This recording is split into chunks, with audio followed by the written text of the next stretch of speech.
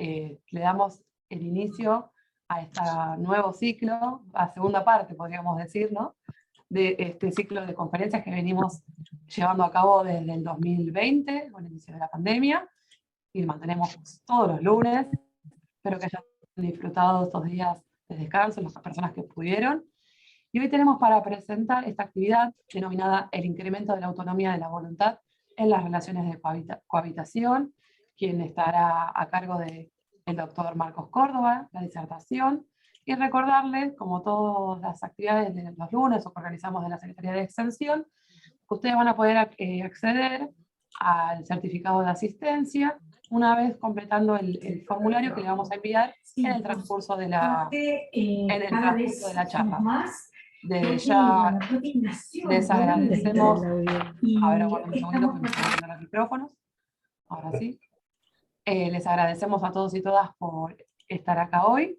Agradecerle también la presencia del doctor Fabio Arce, el secretario de Extensión de la Facultad, a Ezequiel del Valle, subsecretario de Extensión de la Facultad, y le vamos a ceder la palabra a la doctora Alicia Taliercio para que haga la presentación que corresponde del doctor Córdoba. Muchísimas gracias a todos y todas, y les deseamos un muy buen lunes.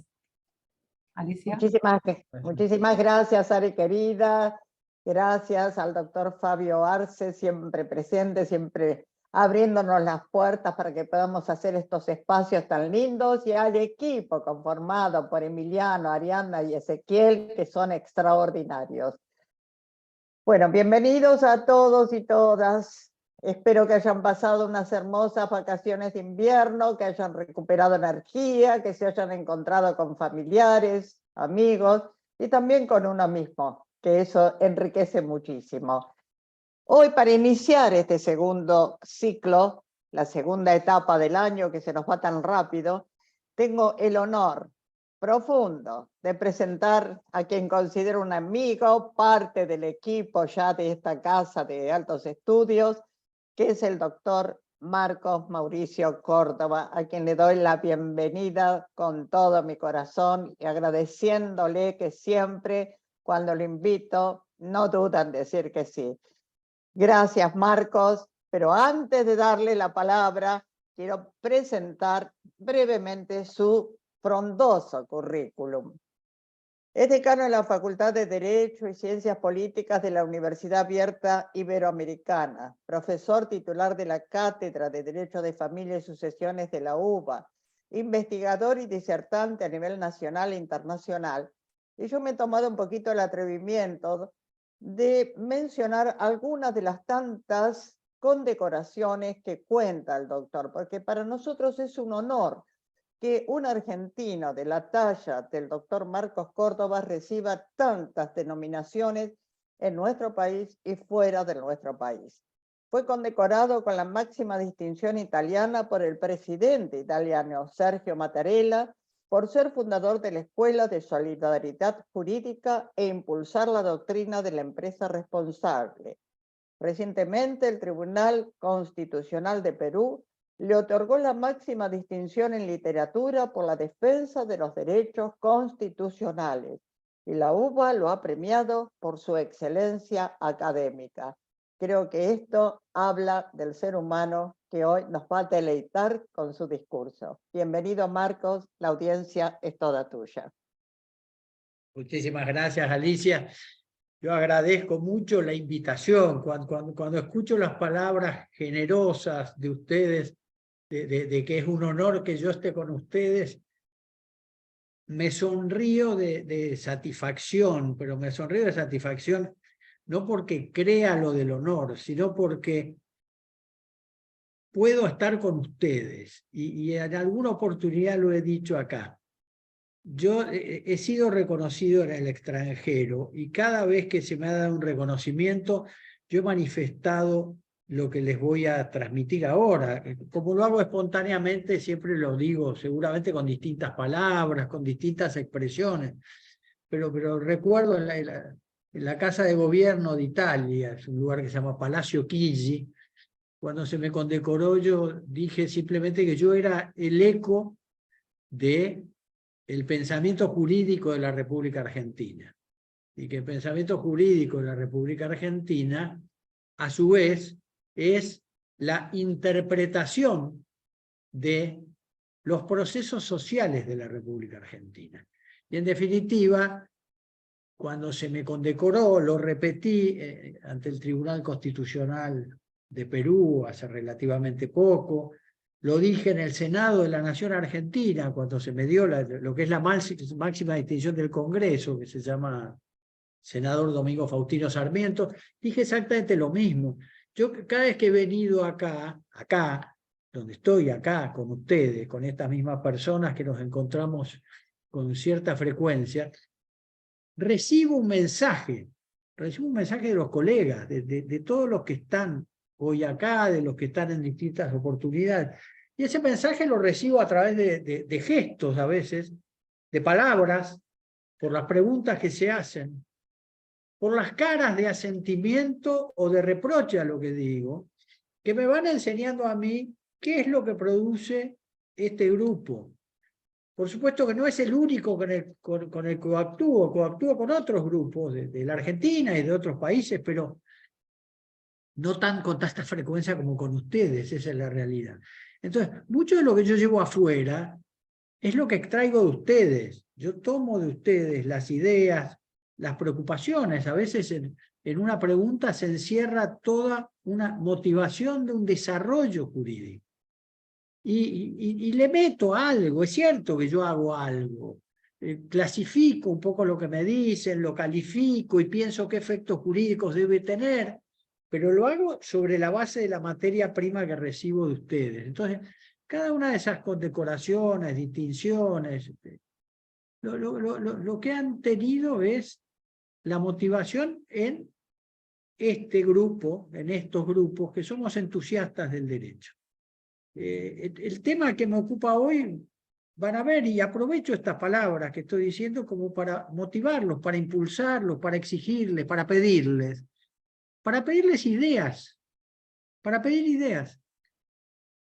No que me las transmitan a mí, porque yo no soy importante, pero que los abogados que ejercen la profesión impulsen aquello que la sociedad necesita a través de sus planteos procesales, a través de lo que expresan en sus peticiones, en las acciones judiciales. Los profesores, a través de lo que motivan en sus alumnos, los que escriben a través de lo que publican. Y eso es lo que construye el derecho.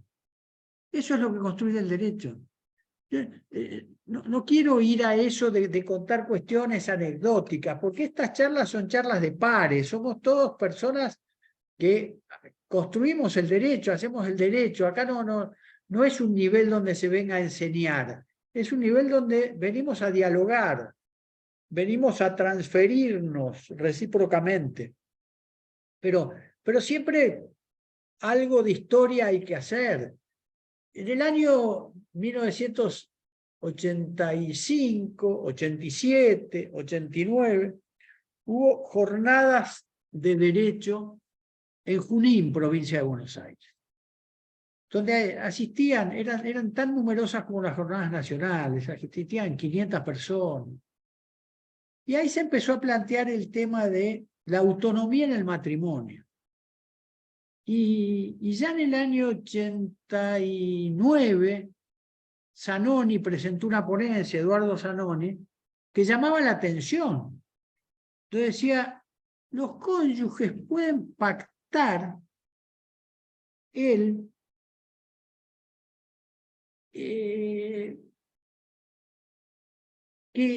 el otro no deba guardarle fidelidad. Es decir, entre ellos, los cónyuges podían exonerar al otro en su planteo del deber de fidelidad.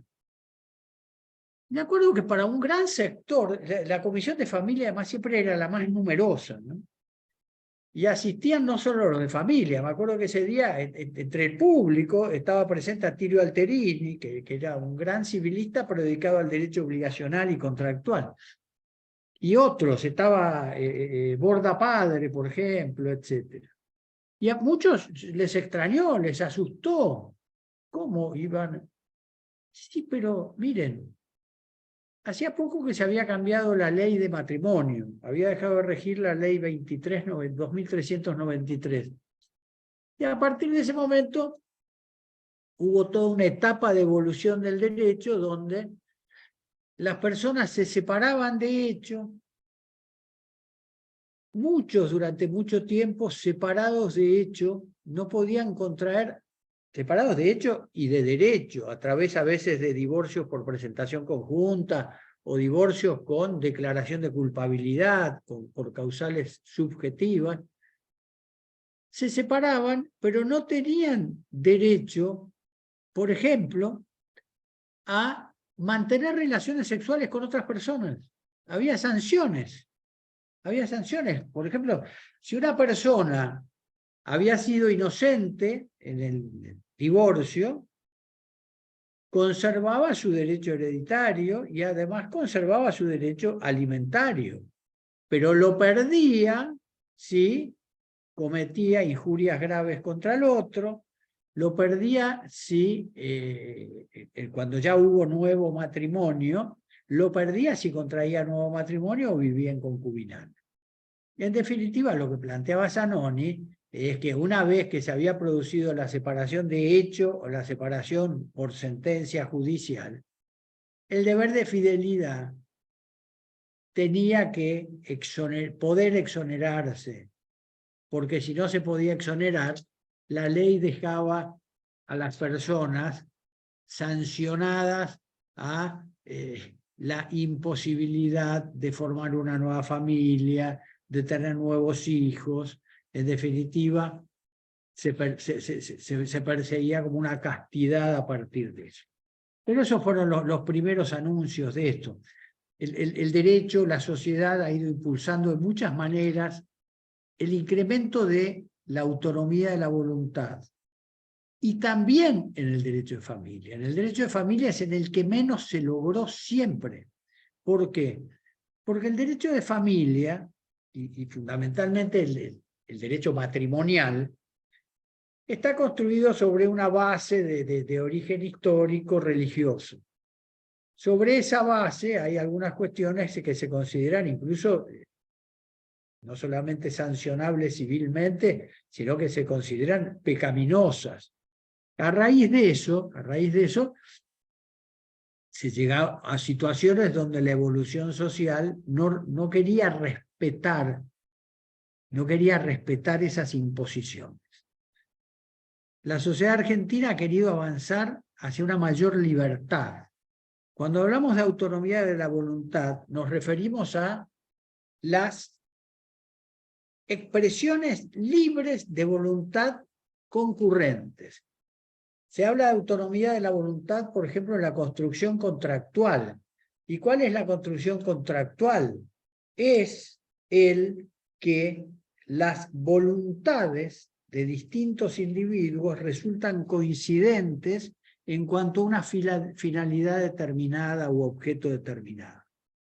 Libertad es cuando cada uno individualmente tiene libre albedrío. La autonomía de la voluntad tiene una limitación, debe coincidir con la del otro.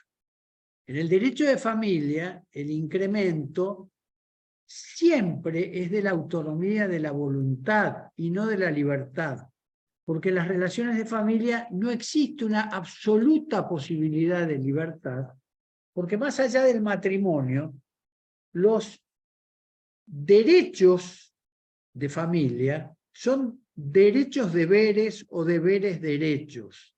Hay reciprocidad. Todo el que debe alimentos tiene acción para solicitarlos si los necesita. Aquel que debe fidelidad tiene derecho a que el otro también le sea fiel. Aquel que tiene derecho a una cohabitación puede requerir del otro un comportamiento que sea concurrente con él. En definitiva, las relaciones de familia son relaciones de reciprocidad. No quiere decir que esto ocurra concomitantemente. No quiere decir que si yo le tengo que dar alimentos a mi cónyuge, el mismo día mi cónyuge me tenga que dar alimentos a mí. ¿Por qué? porque en las relaciones de familia es donde nació el derecho a la solidaridad, el deber de solidaridad, la relación de solidaridad. ¿En qué se basa? En la atención del necesitado. En el derecho de familia yo puedo requerir cuando yo necesito y el otro puede. No puedo requerir cuando el otro no puede. Yo puedo requerir y además en la medida de mi necesidad, en una relación perfecta, en una ecuación perfecta, con la medida de la posibilidad del otro. Es cierto que, como les digo, la sociedad buscó avanzar hacia la autonomía de la voluntad en cuanto a las relaciones extramatrimoniales de familia, pero había iniciado antes un proceso en cuanto a las relaciones patrimoniales de familia. Durante muchísimos años, los que se dedicaban en aquella época a escribir sobre el derecho matrimonial, impulsaban la idea contraria a la que imponía la ley 2393, que era la ley de matrimonio civil, contraria incluso, en menor medida, a la ley 23.515, que fue la ley de matrimonio civil, que derogó a la ley 2393 y que incorporó su articulado al Código Civil argentino en el año 1987. El gran impulso, la gran motivación, el nacimiento de este nuevo proceso, de este nuevo derecho de familia que tenemos hoy, subió varios escalones en la década de 1980. A partir de la asunción de un presidente elegido por votación popular, a fines del año 1983, llega el derecho positivo en el año 1985, lo que se llamó la ley de patria potestad. En realidad era una ley mucho más amplia que de patria potestad, porque era una ley que logró la igualación de la familia, desaparecieron las reglas discriminatorias con respecto a los hijos extramatrimoniales, que se encontraban en desventaja respecto de los hijos matrimoniales. Ese proceso tuvo otro enorme avance 2 años después, en 1987, cuando entra en vigencia, ya les digo, las normas de matrimonio civil incorporadas al Código Civil argentino de esa época. Y a partir de ahí hubo muchísimas otras normas que fueron avanzando. Bueno, la aparición de esto que es un principio rector en las relaciones de familia, que es el interés superior del niño, a través de la Convención Internacional que lo protege, la que protege a las personas vulnerables por edad avanzada, etcétera, etcétera, y hasta llegar hoy a lo que se trabaja, pero se trabaja con un gran fervor en lo que hace a la perspectiva de género. Y yo siempre agrego a esto, cuando hablamos de perspectiva de género, tenemos que tener en cuenta que la perspectiva de género no es solamente la perspectiva de género de los vulnerables en razón del sexo, y mucho menos del sexo biológico, pero no porque me guste o no me guste, porque quiero o porque no quiera. La Argentina tiene una característica particular respecto de esto. Hasta hace relativamente pocos años, hasta hace una década, el sexo se determinaba en la República Argentina por rasgos externos de la persona. En el momento del nacimiento había una determinación biológica de sexo que hacía la persona encargada del parto. En la actualidad, la determinación del sexo es una determinación sociológica. ¿Por qué sociológica? Porque admite la determinación biológica como antes, pero que puede ser modificada por una percepción interna de la persona que solicita una modificación de ella, del sexo, aunque no coincida con sus rasgos externos. Esto, acá sí hay una excepción donde la relación individual no es relación de familia, es una relación de las que rigen el derecho de la persona humana, pero no en relaciones de vínculos de familia, rige la libertad de autodeterminarse a qué sexo se corresponde. ahí están claramente ejemplificados el caso de lo que es la libertad, en esta posibilidad de elección, de lo que es la autonomía de la voluntad, como es, por ejemplo, la determinación del domicilio conyugal. Hasta el año 1987, cuando dos personas querían contraer matrimonio, que en esa época solo lo podían hacer un hombre con una mujer con un hombre, era obligación del jefe de registro civil, muchos le llamaban el juez del registro civil, era obligación de este leer los artículos 50, 51 y 52 de la ley 2393. Y en estos artículos se decía que la mujer, entre otras cosas, la mujer debía establecer su domicilio donde lo fijara el hombre.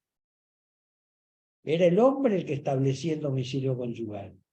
Y la mujer, lo único que podía hacer era obedecer esa determinación del hombre. Y es más, si la mujer abandonaba el domicilio conyugal, el hombre podía requerir que se la restituyese por orden judicial.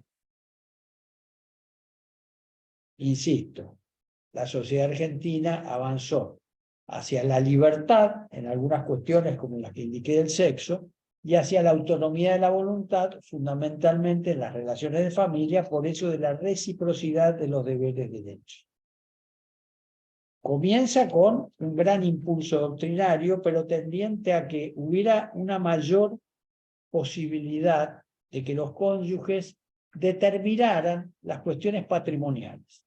Por ejemplo, llamaba la atención para los argentinos que en Francia los cónyuges pudieran redactar su régimen patrimonial con grandes libertades. Con grandes libertades. Para los argentinos eso era totalmente extraño. En la Argentina la persona que se casaba quedaba sometida a un régimen que establecía, como decía recién, que era el hombre el que indicaba dónde se debía vivir, la mujer donde quiera que éste fije su domicilio. La mujer debe seguir al hombre donde quiera que éste fije su domicilio. Pero también lo que se impulsaba era otra cosa. Lo que se impulsaba era la separación de bienes del matrimonio. Y eso llegó con el Código Civil y Comercial en el año 2015. Recién en el año 2015. En el año 2015 los cónyuges pueden establecer, pero pueden elegir solamente entre dos opciones. El régimen de comunidad, es decir, de participación en las ganancias, lo llaman algunos, que respecto a esto conviene hacer algunas aclaraciones. No todo lo que una persona gana como consecuencia de su trabajo o como frutos de sus bienes propios, lo comparte desde el día que eso llega a su patrimonio con su cónyuge. Los bienes gananciales son aquellos que, al momento de la disolución del matrimonio, se reparten por partes iguales los remanentes. Es decir, muchas veces vemos en algunos planteos judiciales que una persona dice, bueno, mi cónyuge ganó, cobró esto, y hacen toda una lista y acompañan pruebas de todo lo que cobró. Lo que se divide es el remanente, es decir, lo que se ganó restándole lo que se consumió. Lo que se ganó restándole lo que se consumió. Lo que ingresa como ganancial no se reparte por mitades, recién a la disolución del matrimonio, ya sea por muerte, ya sea por divorcio, ya se reparte por mitades, pero primero la masa de gananciales del hombre y la mujer, o de los dos hombres o de las dos mujeres, atienden a sus acreedores. De lo que resta, se une en una masa común, y esa masa común atienda a los acreedores de esa sociedad conyugal. Y lo que queda es lo que se reparte por mitades. Pero durante la vigencia plena de la sociedad conyugal o del régimen de ganancialidad, cada uno de ellos dispone y administra libremente, porque es el único dueño. Hasta que no haya disolución, es el único dueño, salvo las limitaciones específicas que son para evitar el fraude a la sociedad conyugal, y por lo cual se requiere el asentimiento del otro cónyuge para disponer. Pero el otro cónyuge tan solo da un asentimiento, no un consentimiento, porque en ese momento no es dueño. Se le requiere el asentimiento para evitar que alguna persona que piensa que su relación conyugal no es buena o que quiere ocultar sus bienes, pueda cometer fraude. Entonces, por eso, antes se requería para la vivienda familiar.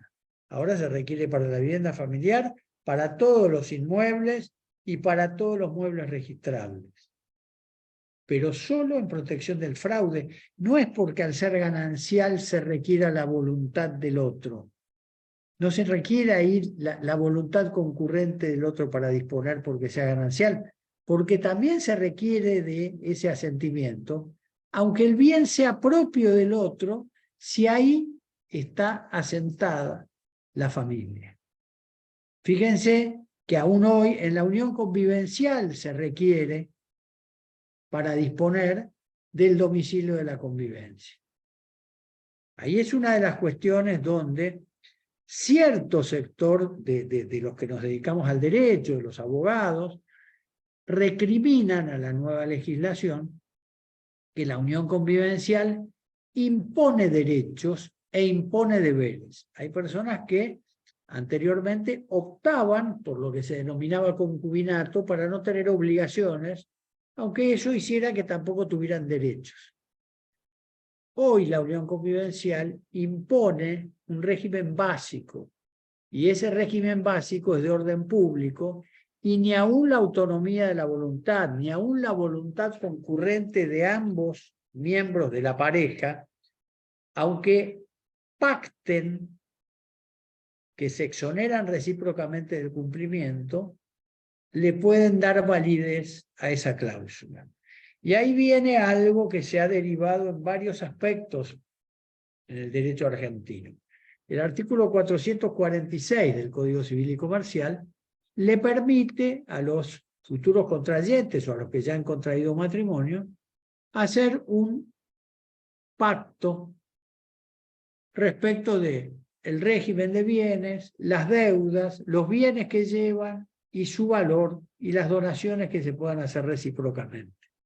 Pero aclara el 446, creo que es, que no son válidos ningunos otros pactos entre los cónyuges.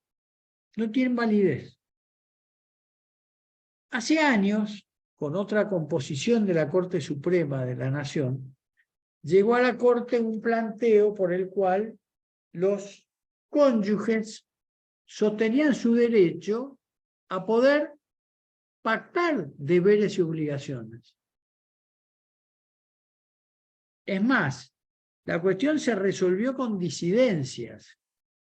Pasaron muchos años y en un Congreso Mundial de Derecho de Familia que se celebró en la ciudad de La Coruña, en España, hace aproximadamente 9 años, se planteó que la legislación de aquellos países que como la Argentina no admiten otros pactos que los que la ley determine, pudieran ser válidos. Y en eso además, en esas ponencias, donde participaron juristas de todo el mundo, se planteaba que los cónyuges incluso podían imponerse deberes extrapatrimoniales. en la medida que no afectaran el orden público, no afectaran a terceros, no afectaran. Se ponía como ejemplo que en la Argentina no regía más el deber de fidelidad. No exigía como exigible el deber de fidelidad. Ustedes saben que esto ha tenido un gran desarrollo que fue muy defendido por la profesora mendocina Ida Kemmermacher de Carlucci, a través del artículo que dice expresamente deber moral de fidelidad. Si es moral, dicen que no es exigible en esa postura, etcétera, etcétera. Lo que se planteaba es, ¿por qué no permitir que los cónyuges incluso establezcan sanciones ante el incumplimiento de los deberes que recíprocamente pacten? ¿Por qué, si la sociedad argentina avanzó pidiendo la posibilidad de una mayor libertad patrimonial, y acá tengo que contar algo como anecdótico, se trabajó muchísimo en eso, se publicaron, no sé si miles, pero deben ser varios miles de artículos referidos a que el régimen patrimonial tenía que ser de mucho mayor libertad que lo que regía, que todo cónyuge quedaba regido por la ganancialidad, con obligaciones recíprocas, con obligaciones frente a terceros. La ley 11.357 establecía cómo respondían los cónyuges ante las obligaciones dinerarias contraídas por el otro. Y se impulsaba que hubiera independencia. Lo que proveyó el nuevo código es tan solo la posibilidad de optar por este sistema de separación, donde patrimonialmente los cónyuges son como si fueran extraños entre sí, o el régimen de ganancialidad. Pero sin embargo, la doctrina siguió impulsando la idea de la conveniencia de que los cónyuges pudieran realizar otros pactos de mucho mayor amplitud. Podría ser que se participara en algunos y en otros no. Y esto se ha ido transmitiendo incluso al derecho sucesorio. El derecho sucesorio es un instrumento del derecho de familia. Lo hemos hablado acá en este grupo. Todas las normas de orden público del derecho sucesorio son protectoras de la familia. Las legítimas son de orden público. Y las legítimas son solo para miembros de la familia. No hay legítima para alguien que no sea miembro de la familia. La investidura hereditaria de pleno derecho es solo para miembros de la familia y para algunos de los miembros de la familia, los más directos. No hay investidura respecto de otros, no hay investidura respecto de los herederos testamentarios, por ejemplo, o respecto de los colaterales. Todo es en protección de la familia. Y en el derecho sucesorio, hoy se está planteando, o hemos comenzado a plantear, algunas situaciones que se rigen de manera muy estática por la ley. Por ejemplo, la legítima del cónyuge. Y se dan situaciones como esta que voy a plantear ejemplificativamente. Este señor vivió con esta señora durante 50 años. Y cuando tiene 80 años, se separan, se divorcian y se casa con esta señora más joven que tiene 50 años menos que él y con la cual viven 2 o 3 meses juntos y el señor se muere. La herencia la recibe la mujer que en ese momento está unida en matrimonio con él, a pesar de que su vida en común y su proyecto de vida en común tuvieron límites mucho mayores que los de la otra mujer que ha quedado en ese aspecto desprotegida. Por eso es de los avances de los derechos de la mujer han sido muy relativos. El avance del derecho de la mujer ha sido muy relativo. Por eso es que es necesario fijar nuevas pautas del llamamiento sucesorio que atiendan la realidad social de la actualidad. Una persona puede ir y por su única voluntad divorciarse y con eso, por ejemplo, privar del derecho previsional a su cónyuge de muchos años. y privarla del derecho hereditario a su cónyuge de muchos años y dejar ese derecho exclusivo para una persona con la cual no ha desarrollado una vida en común. Son cuestiones para las cuales solo se avanza en la medida que los que nos dedicamos a ejercer activamente el derecho, activamente digo ejercerlo desde la magistratura, como funcionario judicial, desde la función legislativa, o los abogados a través de sus peticiones, abramos la imposición al legislador de atender las nuevas cuestiones que requiere la sociedad argentina. Y lo que está requiriendo la sociedad argentina es un mayor uso de su voluntad en las relaciones. Es decir, y lo hemos hablado acá también en alguna oportunidad, en el Congreso hubo 2 proyectos con estado parlamentario que se referían a pactos de convivencia solidaria. Es decir, que las personas pudieran pactar cohabitaciones otorgándose recíprocamente derechos y deberes, pero que solo quedaran obligadas y tuvieran derecho a aquello que ellos hayan pactado, sin que pueda interferir obligatoriamente ninguna regla impuesta por el legislador, que es lo que ocurre con la unión convivencial. De la unión convivencial se deriva incluso eso, de que una chica que lleva a su novio a vivir a su casa, luego le necesita pedir autorización a su novio para disponer de la vivienda o de los muebles necesarios de la vivienda. En definitiva, se ha coartado la libertad que tenía antes de exigir la unión convivencial para esa persona. Y vayan a los casos extremos. Esa chica llevó a vivir ahí a un señor, y ese señor a lo mejor no trabaja, no produce, no asiste, y la señora no puede disponer ni de su casa, ni de sus muebles, ni de su televisor, ni de nada. En definitiva, el impulso de la autonomía de la voluntad para que al comienzo de las relaciones jurídicas quede determinado qué quiero, para que aquello que quiero sea aquello que debo, exclusivamente aquello que debo. Insisto, ¿y por qué saqué como recuerdo los pactos de asistencia solidaria? Porque tuvieron esta idea, tuvo en 2 oportunidades estado parlamentario por el Senado.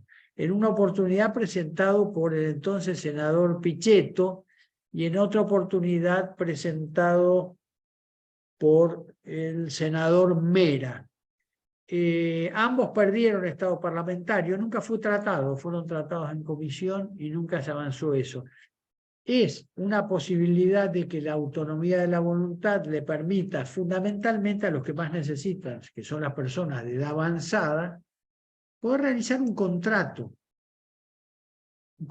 por el cual, si uno de ellos aporta la vivienda, el otro colabora con las necesidades de asistencia, unen las jubilaciones de ambos, en su caso, pero sin correr el riesgo que a la muerte del dueño, del propietario de la vivienda, los herederos forzosos puedan desalojar al otro que lo atendió durante su estado de necesidad en los últimos años de la vida.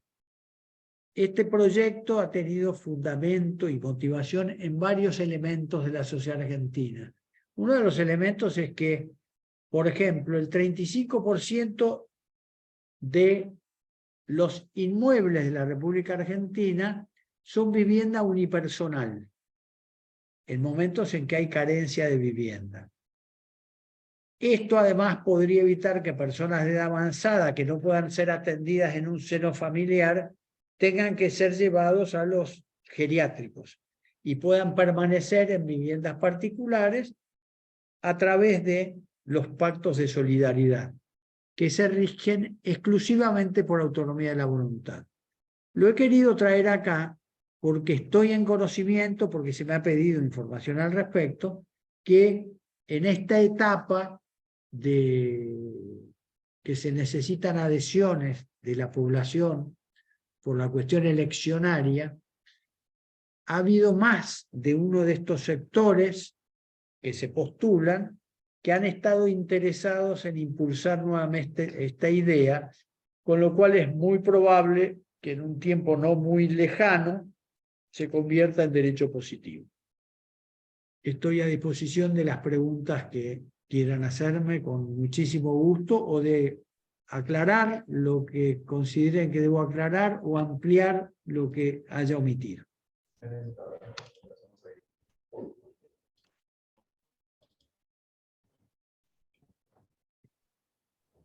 Hola, si alguna persona quiere hacer alguna pregunta, por favor.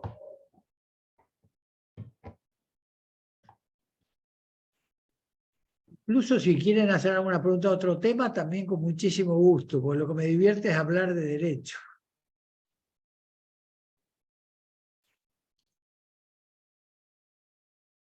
Bueno, ya que nadie se anima, ¿puedo, Marcos, Sí, preguntarte? sería un gusto. Sí. Cualquier Bueno, excusa es buena para poder charlar con ustedes. gracias. Bueno, Marcos, a mí lo que me interesa hoy por hoy, actualmente, ¿no? Si una pareja hiciera un convenio en el cual establece que en caso de que alguno de ellos tuviera algún tipo de infidelidad, sería entre ellos establecer un tipo de sanción. Le damos validez, como ex magistrada, le tengo que dar validez, cómo lo tengo que mirar esa situación. No, hoy en la Argentina no. Hoy en la Argentina no, porque por lo pronto hay un artículo que es el 446 que dice: los cónyuges solo podrán realizar los siguientes convenios. Pero es cierto que ese artículo está dentro del título del régimen patrimonial.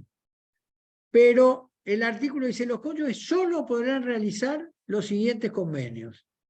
Y lo que se ha entendido es que no pueden realizar ningún otro convenio, aunque sea extrapatrimonial. Lo que se planteaba ahí en La Coruña era, por ejemplo, incluso hasta poner multas económicas ante infidelidades. Hay algunas cuestiones que en la Argentina, cuando se plantean, parecen muy extrañas a lo que se piensa acá, y después con los años terminan aplicándose. Yo me acuerdo hace muchísimos años, les estoy hablando de la década del 80, vino a la UBA un juez español y planteaba que ellos allá en la ley tenían la posibilidad de, al incumplidor alimentario, darle una sanción de prisión efectiva. Pero que la sanción de prisión efectiva tenía una determinación de su cumplimiento que la podía dar el juez. Y que entonces, para que las personas que iban presas pudieran seguir trabajando para cumplir su deber alimentario, se los podía hacer cumplir eso en los días del, decía el profesor, palabras textuales, weekend o feriado. Es decir, el hombre tenía que trabajar todos los días hábiles y los días que podía hacer de esparcimiento a la cárcel. Cuando se dijo esto, me acuerdo, vos te acordarás, Alicia, de la profesora Adriana Weimaster, me acuerdo que fue un congreso en el que ella intervino mucho, que fue juez de familia hasta hace muy poquito tiempo. No sé si no sigue siendo juez de familia, estaba por jubilarse, se acaba de jubilar. En ese momento llamaba la atención, porque había un gran reproche que hacía, por ejemplo, la misma Ida Kemmelmacher, decía, la ley penal de incumplimiento de la asistencia familiar, los jueces del derecho punitivo no la hacen efectiva, no la aplican suficientemente y entonces no hay sanción punitiva. Entonces se planteaba que había que recurrir a algunos sistemas originales. Bueno, hoy en la Argentina, fíjate, Alicia, cómo los jueces han establecido, por ejemplo, que el incumplidor de alimentos no puede ir a la cancha de fútbol, por ejemplo. Es decir, estas cuestiones que nosotros vemos como muy ajenas a la Argentina, dentro de poco tiempo no lo van a hacer. Hay olas que son universales.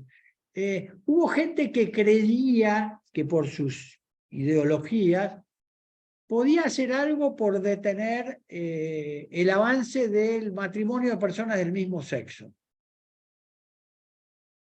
Es imposible cuando existe una ola universal de ideas, que esa ola no bañe también el lugar donde cada uno está parado.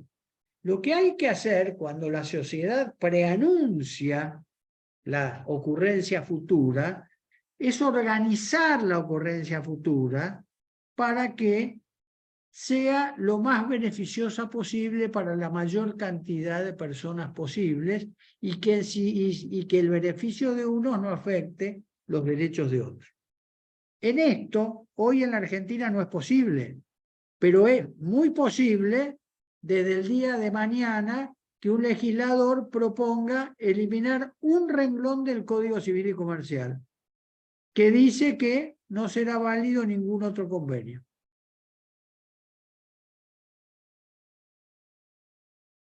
En las cuestiones alimentarias, fíjate cómo se ha ampliado, Marcos, que hay fallos muy recientes que establecen que aquel deudor moroso puede llegarse a tomarse la cuota y trasladarse a algún servicio. Eso Sí. antes ni se nos hubiera ocurrido, pero hoy... Pero ¿sabes qué es lo triste, Alicia? A ver, yo no sé si me doy vuelta, les pido disculpas porque tengo que ver si encuentro un libro que estoy buscando por acá. No, no lo tengo. Esas normas del derecho alimentario, la que mencionás vos, la posibilidad de que el empleador que no retiene una suma destinada a alimentos pasa a ser solidariamente responsable, es decir, el alimentado tiene a dos a quien recurrir para hacer cumplir su derecho, la posibilidad de la acción conjunta contra obligados de distintos grados, que el juez puede trabar cautelares por cuotas futuras. Bueno, todas esas normas las redacté yo en el año 1992. Estuvieron en un proyecto de unificación de Código Civil y Comercial que se aprobó por unanimidad en la Cámara de Diputados en 1993. Se reprodujeron textualmente en el proyecto de unificación de códigos de 1998 y llegó al derecho positivo de la Argentina en el año 2015. Lo que yo pensé que necesitaba la sociedad argentina en 1992, llegó a la sociedad argentina 23 años después. Cuando llegó, ya era poco. Cuando llegó ya la sociedad recibió algo que no atendía con todas las posibilidades que podría haber atendido si el legislador hubiera sido más dinámico, si hubiera sido más trabajador, si hubiera sido más. Nosotros, ustedes, vos, Alicia, como juez, has tenido que exprimir tu cerebro para lograr resultados de equidad cuando tenías que resolver cuestiones para las cuales el legislador no te había dado las herramientas suficientes. Y es lo que viven todos los jueces de familia.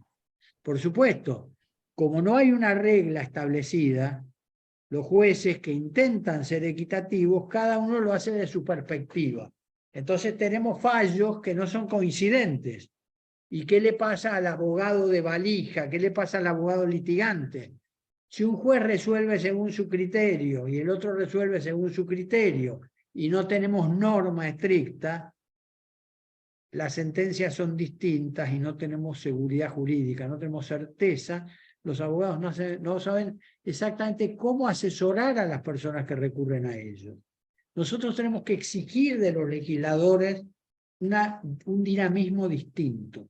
Tiene que haber tratamiento de las cuestiones cotidianas del ser humano, de aquello que las personas necesitan todos los días. Y donde se hace más evidente eso es en las cuestiones de familia.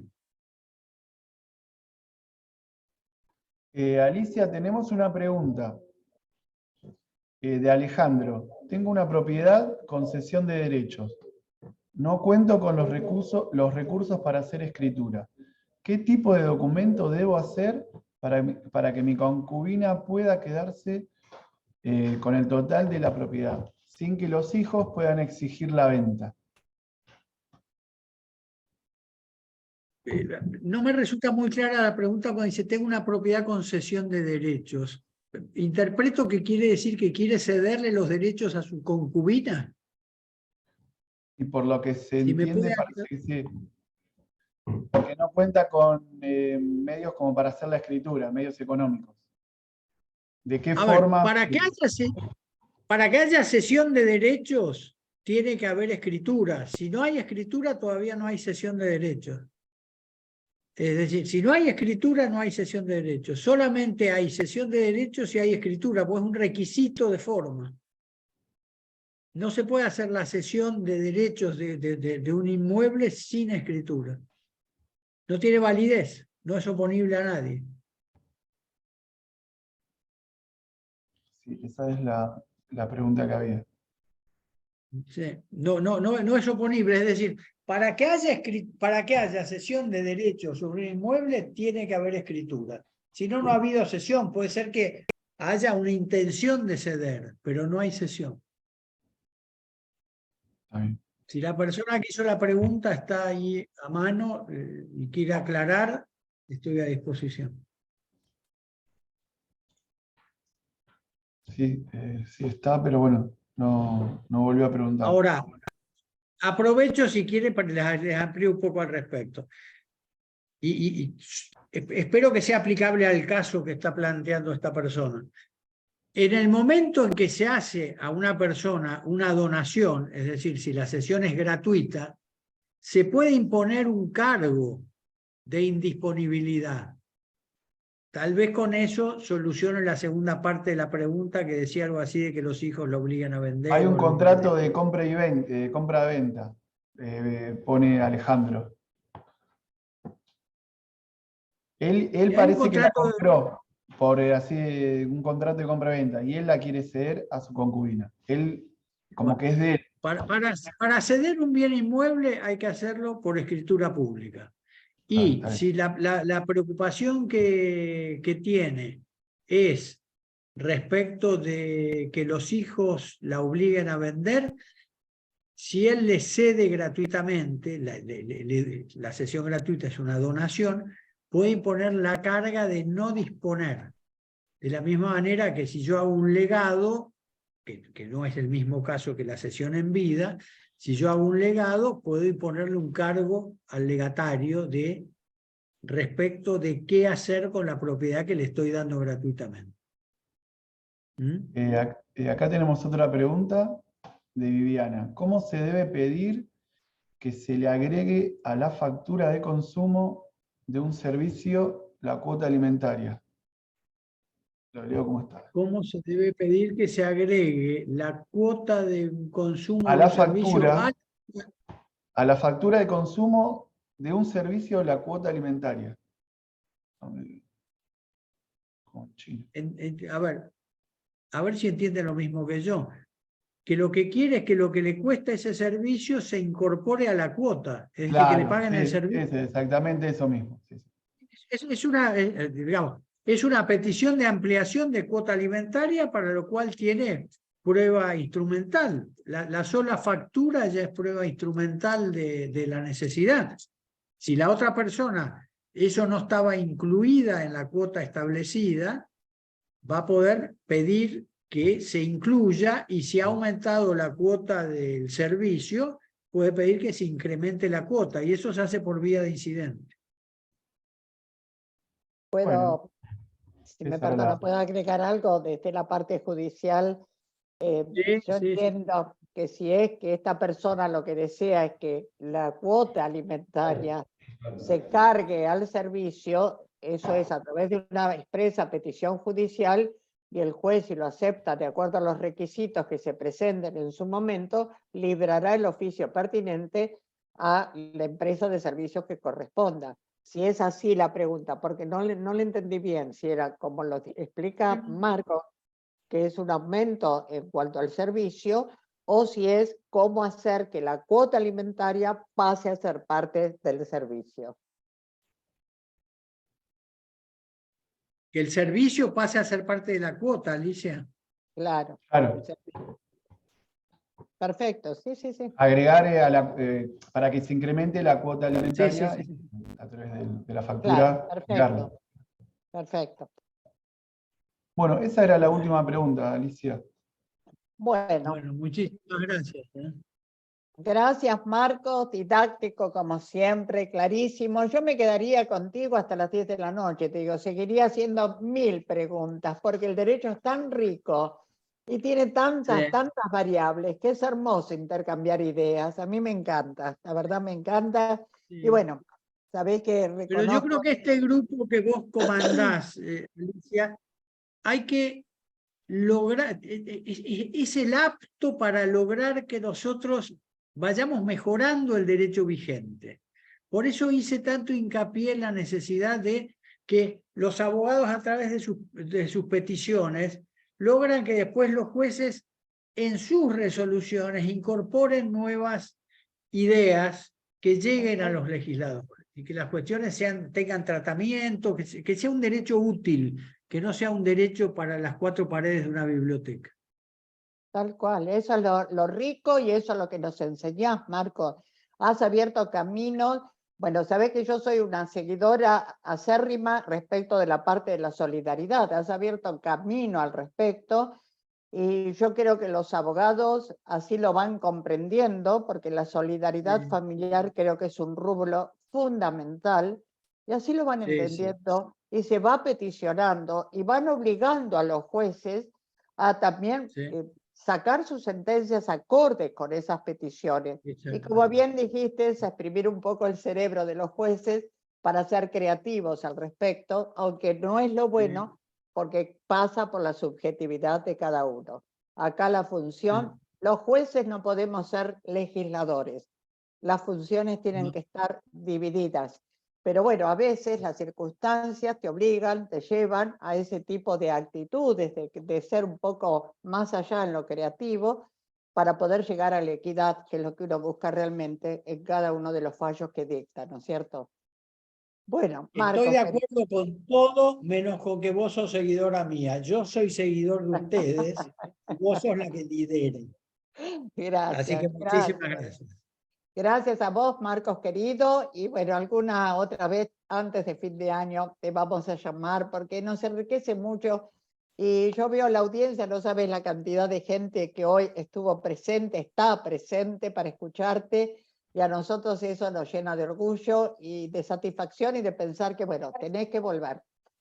Así que Bueno, no, gracias, por Marcos. supuesto que sí. Muchísimas Gracias. gracias. Sí, sí. Gracias a vos, como siempre.